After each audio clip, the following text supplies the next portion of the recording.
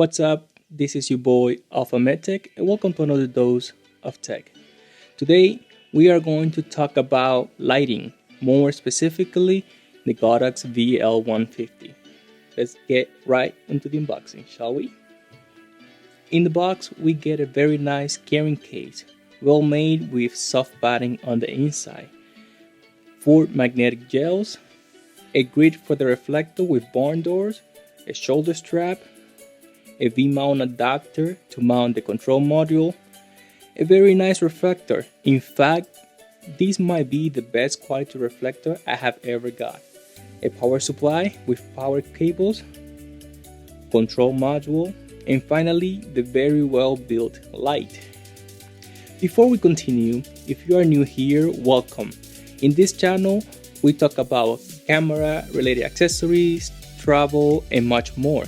So if you are interested in those things, I would highly appreciate it if you take 1 second and hit that like and subscribe button down below. Go ahead, I'll wait.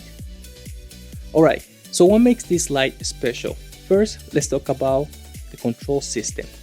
With the VL150, you can control in the light intensity by 1% at a time. So from 100% all the way to 0%. So you won't get that 10% is the lower thing settings nonsense. Also, this light has a linear brightness response, which means that 40% is double of 20% in brightness. Or you would have a lot of other lights that it has an exponential brightness response instead, where they will have a lot brighter in the last 20% at the end of the curve. Another benefit of these lights is how quiet it is. And here you can hear what it sounds at 100% brightness. Dead silence. In fact, I have this light running right now at about 18%. That's how bright this light is. And the fan doesn't even kick in until I reach about 50% of the brightness. One unique feature about this light is that I'm able to control it using the Godox Light app as well. The app works well and I'm able to increase it by 1% at a time. However, I noticed that if you want to change the setting fast, the app is not as great, so it's better to just use the control wheel. The light comes with a 3 cable system where you're able to put this light up to a 10 feet high without any problem, and a 10 to 15 meter cable and another 10 to 15 cable that connects to the outlet.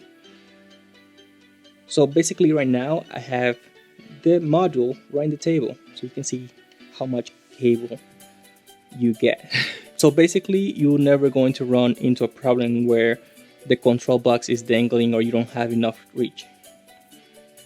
In my case, I'm using this light under studio setting, so I really don't need much of that distance of a cable. A shorter cable would have been fine too, but I guess it's okay in case I needed the extra reach. Another feature that is great about this light is that I can use a V-mount battery to power the VL150. This is a great feature in case I need to get this light where there is no outlets available. And when it comes to build quality, oh my god, this light is built different. It is completely made out of metal, the knobs get very tight, the bowel mount get very secure, and I am able to put heavy modifiers without any issues. It comes with a built-in umbrella holder, and the light yoke comes with a 2-way spigot port where I can mount this light vertically and horizontally. Here I'll show you a light test of how bright this light gets from doing it 10% at a time. So right now I am at 18%, so I'm going to increase it to 20%, and then I'm going to go ahead and move it to 30%. So this is how 30% looks right now. Then I'm going to go ahead and move it higher to 40%.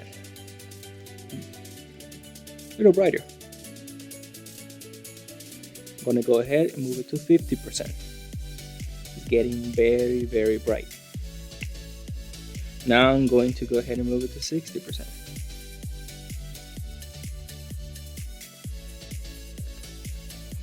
%, 80%.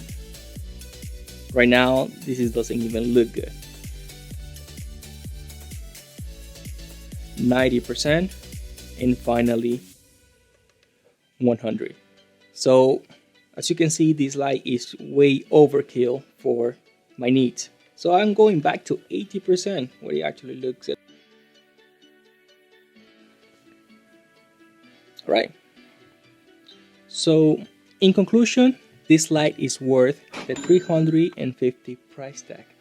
In my opinion, this light exceeds my expectation for the price point. And in this review, I do not have the equipment to test like the color accuracy and how bright in kelvins this light get. But you can go ahead and check those other channels like Gerald and Dunn that they explain with more accuracy those fine details. But it is said to be much better than the Aperture 120D for less than half of the price. And that is it.